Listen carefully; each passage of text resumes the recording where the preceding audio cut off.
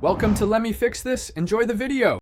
You start by powering off and disconnecting the AirPods Max because moisture and electronics don't mix.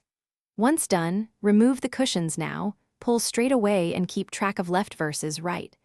Make sure you have a lint-free cloth, 70% isopropyl alcohol, mild soap with water, a small soft brush, and cotton swabs.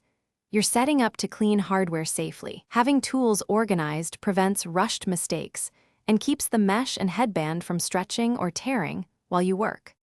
Now you clean the external parts and mesh carefully. First, wipe the aluminum frame and stainless mesh with an alcohol-dampened lint-free cloth. Don't soak it. Excess liquid can enter gaps. Next, use a soft brush and low-suction vacuum or compressed air to remove dust from mesh and seams, then follow with cotton swabs to capture trapped debris.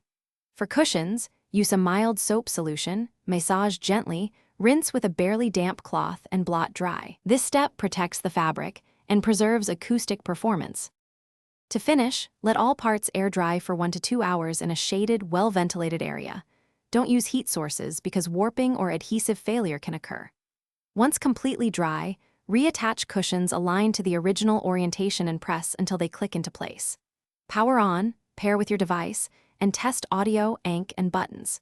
If you encounter issues like no sound or pairing failure, try a factory reset and repair.